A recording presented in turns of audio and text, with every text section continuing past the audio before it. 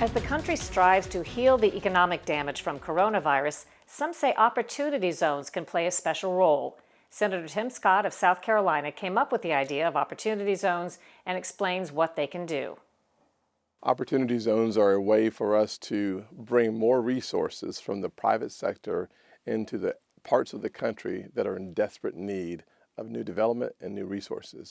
In practical terms, is this offering really favorable loan terms for somebody that starts a business in a dilapidated or an area that needs help?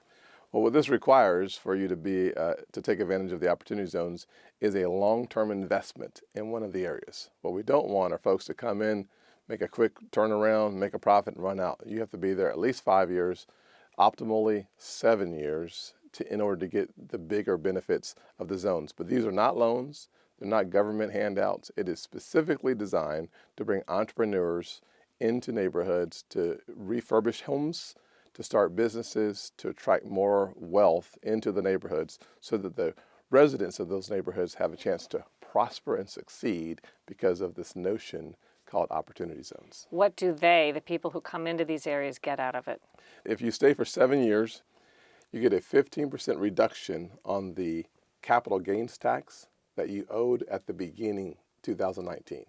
You pay that tax to 2026. So you get a 7-year delay in paying the tax. You get a reduction of 15% if you will make a long-term investment of those capital gains into those neighborhoods. If you then, whatever you're investing in, if you stay there for 10 years, then you eliminate the capital gains tax that would have been owed out on the new investment. Did it used to be called enterprise zones? Jack Kemp, the forerunner of the opportunity zone concept, started the conversation with enterprise zones, which was focusing on bringing more government resources into those same neighborhoods. I inverted the idea and decided that the government had done a lot of work, just falling short though for the kids in the neighborhood.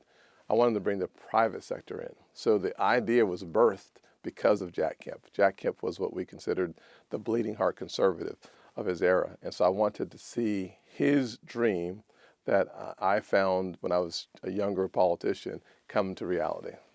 When did the opportunity zone start? We started working on this in about 2013, 2013, and it became a law in 2017 in December. And how many opportunity zones are there? There are almost 9,000. And who has benefited? I think Memphis, Tennessee is a classic example of a billion-dollar investment by folks who are investors in Memphis.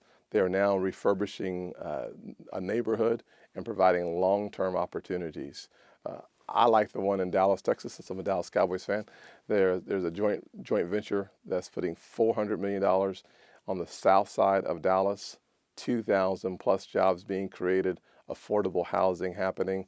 And my good friend John Geddes, who's the mayor of Rock Hill, South Carolina, is doing a $500 million investment over the next 5 years, bringing affordable homes to the downtown Rock Hill area for the very first time, he says, in more than 40 years. Not everybody favors opportunity zones. The CEO of the Houston-based real estate firm Hines recently called them really bad public policy, saying, quote, "Anything you do to artificially affect the market forces for real estate is sort of a problem."